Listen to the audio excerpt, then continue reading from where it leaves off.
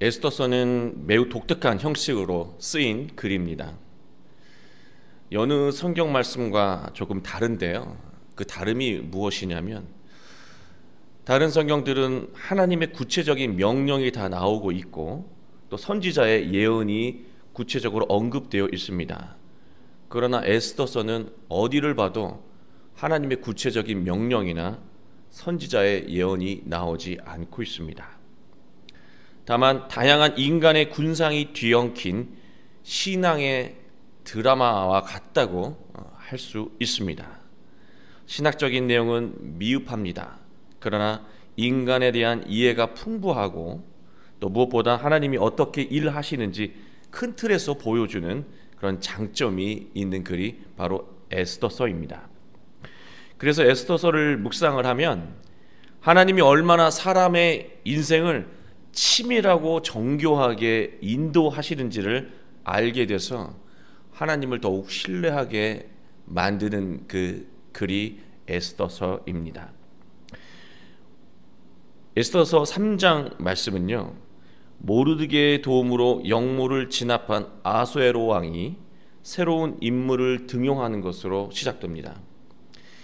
이 하만이라고 하는 사람인데, 하만은 아각 사람 함무다다의 아들이라 그렇게 기록하고 있습니다.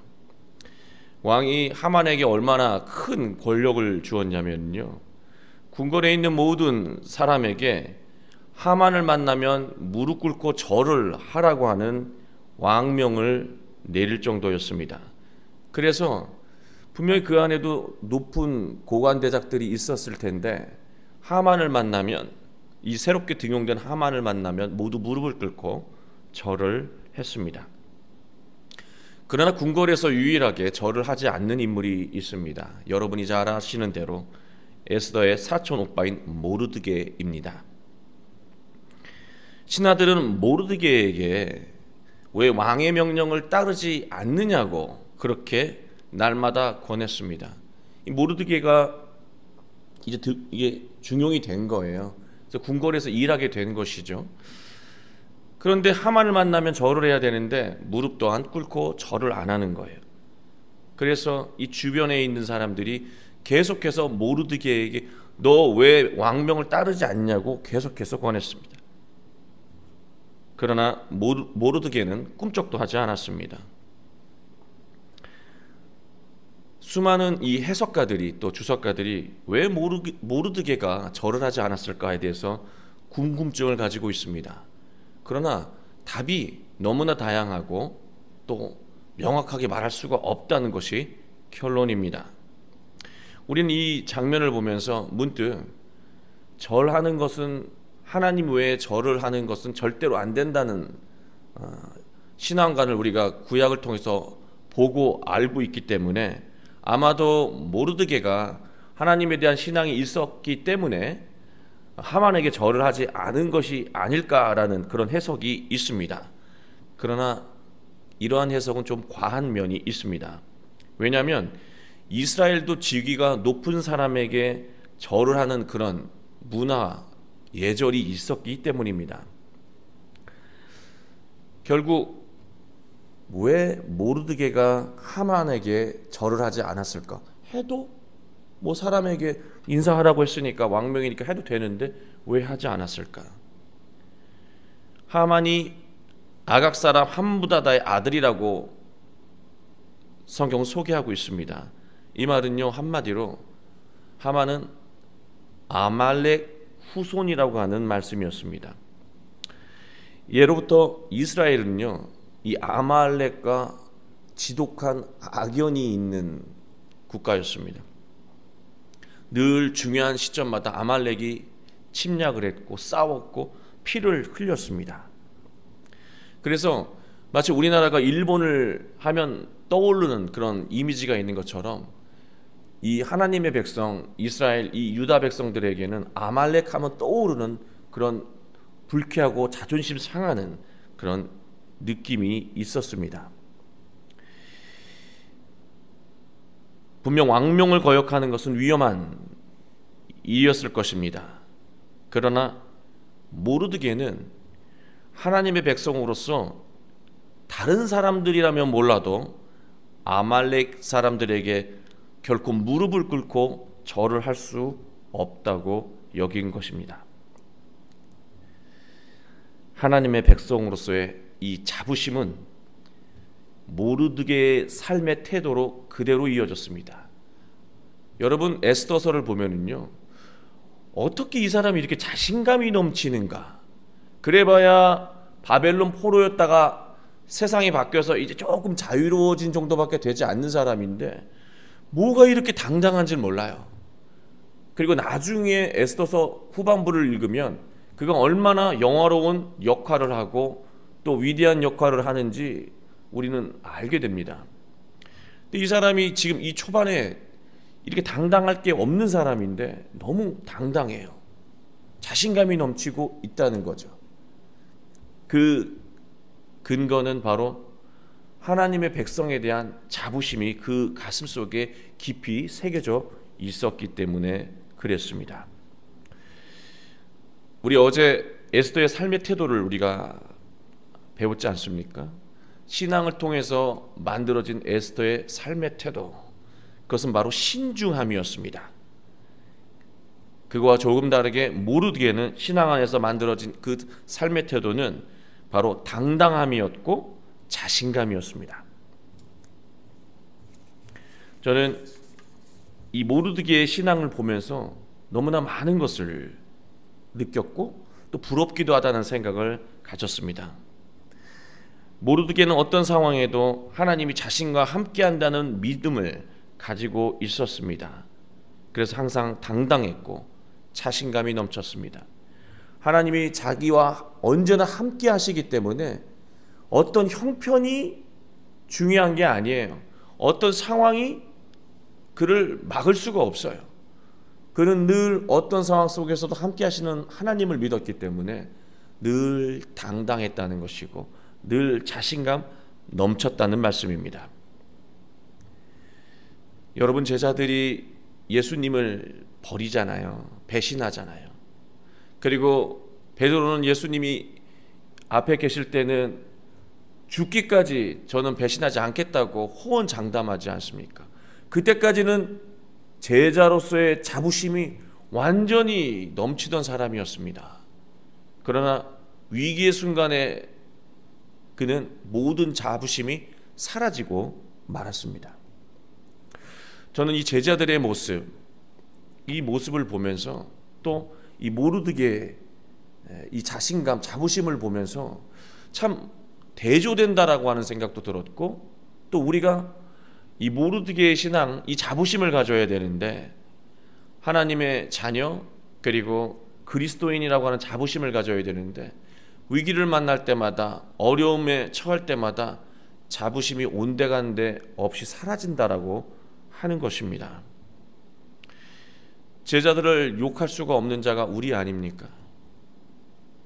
금세 위축되고 주눅이 들어서 그 어떤 상황 속에 무릎을 꿇어버리는 그런 모습, 그게 우리의 모습이기도 합니다. 그러나 어떤 상황 속에서도 모르드게는 무릎을 꿇지 않았다라고 하는 말씀입니다. 주위 사람들이 모르드게가 이렇게 유난하게 유별나게 구는 게 이게 굉장히 고가운 거예요. 안 입고 온 거죠. 그래서 계속해서 넌 왜 왕명을 안 따르냐고 얘기하죠. 그러다가 나중에 어떻게 합니까? 이 녀석이 어떻게 나오나 보자 해가지고 하만에게 다 일러 바칩니다. 하만이 인사를 하는지 안 하는지 몰랐던 거죠.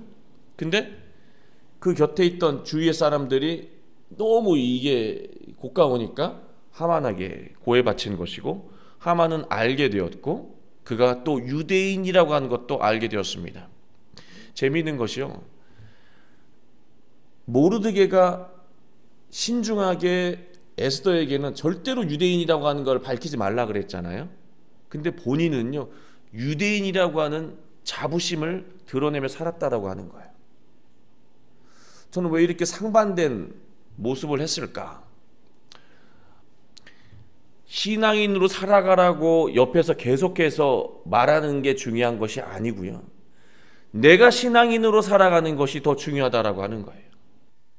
그래서 모르드게는 어린 그 소녀 에스더에게 유대인으로서 이렇게 감당해야 되는 것들을 강요하지 않고 자신은 감당하는 삶을 살았던 것입니다. 근데 기가 막힌 것은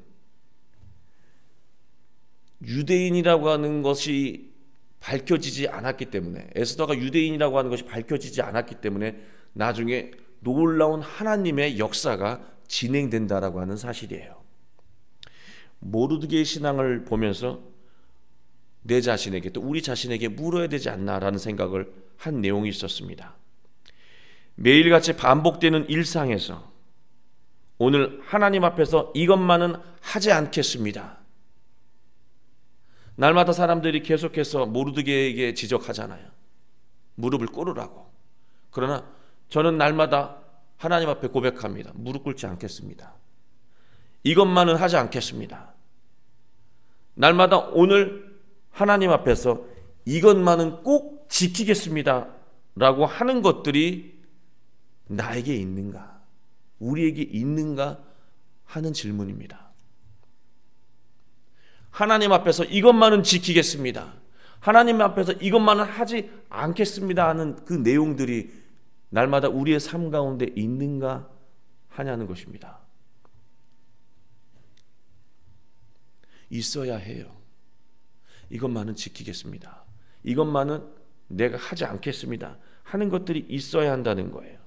내가 하나님 앞에서 반드시 지켜야 할 것, 하지 말아야 할 것을 늘 생각한다는 것은 지금 하나님이 나와 함께 하신다는 것을 늘 생각하기 때문이에요. 오늘도 내가 살아갈 때 하나님이 나와 함께 하시기 때문에 나는 오늘도 이거를 지켜야 되고 이걸 하지 말아야 된다는 생각을 하는 거예요. 그 과정 속에서 늘 나와 함께 하시는 하나님을 기억하고 떠올리며 살아가는 삶 속에서 믿음이 깊어진다는 말씀입니다. 믿음이 깊어지기 때문에 자신감이 나오는 것이고, 자신감이 있기 때문에 어떤 일이든지 당당하게 해낼 수 있게 되는 것입니다. 그러나 당당한 신앙 때문일까요? 그 당당함 때문에 위기에 빠졌습니다. 그래서 우리는 이 장면을 보면, 여기까지 보면, 그러게 왜 유난하게 신앙을 이렇게 내세우면서 이렇게 일을 만들어, 너 때문에 모든 사람들이 이렇게 곤경에 처했잖아 라고 생각할 수가 있는데요, 그렇지 않습니다. 그렇지 않다는 거예요. 모르드게가 잘못한 것이 아니고요, 하만이 나쁜 사람인 거예요. 우리는 분별하지를 못할 때가 너무 많아요. 모르드게가 유난을 떨어서 일이 이 지경이 된 것이 아니라 하만이 나쁜 사람이었기 때문에 이런 일이 벌어진 거예요. 왜 이것을 짚고 넘어가냐면요, 우리가 옳은 일을 포기하게 된다는 거예요. 잘못됐다고 생각하고 하나님에 대한 자부심을 가지고 살아가는 것 때문에 겪게 되는 작은 일, 어려움 때문에 포기한다라고 하는 거죠. 포기해서는 안 된다는 거예요. 그렇게 살아갈 때 하나님이 그러한 삶을 지켜 보호하신다는 것을 에스더서는 분명하게 말해주고 있습니다. 모르드게는 이 위기의 상황이 어찌됐든 놓였지 않습니까? 그래서 에스더에게 이 상황을 말하고 네가 왕비로서 역할을 해야겠다라고 당부를 하죠. 그러나 에스더는 두려움에 휩싸입니다. 그리고 절박한 심정으로 나아가지 못하고 어찌할 바를 모르게 되는 것이죠. 그러나 그 순간에 모르드게는 이런 이야기를 합니다. 오늘 우리가 함께 읽은 본문입니다. 네가 왕비라고 이 위험에서 네가 벗어날 거라고 생각하지 말라라고 하는 거예요. 그리고 너도 망하게 되니 용기를 내야 된다라고 하는 것을 말하고 있습니다. 저는 이 장면에서 느낀 것이 있었어요. 이 이야기를 들은 에스더가 죽으면 죽으리란 마음을 가지고 이제 금식을 하고 또 다 같이 금식 기도를 부탁을 하면서 이제 결단을 하지 않습니까? 그 장면이 너무나 많은 것을 깨닫게 했어요. 사람이 기도를 하고 어떤 일을 할 때 절박한 심정이 아닌 상태에서 기도하는 것은 아무런 힘이 없다라고 하는 말씀입니다. 이 절박한 상황에 대한 인식이 있어야 돼요. 지금 하지 않으면 우리 가정, 우리 자녀, 우리 교회가 죽겠구나라고 하는 이 절박한 상황 인식을 하고 기도하고 살아갈 때, 행동할 때 우리는 죽음이 두렵지가 않게 되는 거예요. 지금 죽음을 걱정할 때가 아니라고 하는 것, 그것을 알게 되는 것이죠. 바로 에스더는 그 상황 속에서 죽음을 극복하는 믿음을 회복하게 되었고, 그로 인해서 새로운 길을 향해 나아가는 장면을 보여주고 있습니다. 그리고 우리는 또 하나 깨달아야 될 것이 있어요. 굉장히 두려워하지 않습니까? 왕이 부르지 않았는데 가면 죽게 된다라고 하는 그 두려움을 에스더가 갖고 있었는데요. 세상의 법이 그렇다는 거예요. 나가면 죽는다는 것이죠. 우리가 이 두려움에 휩싸이게 되면 세상의 이치와 법이 하나님의 말씀보다 더 크게 느껴질 때가 있어요. 세상의 이치는 죽는 건데 하나님의 말씀보다 더 크게 느껴져. 그래서 아무것도 못할 때가 있다라고 하는 것이죠. 바로 그 순간에 필요한 것이 무엇일까요? 간절한 기도라고 하는 것입니다.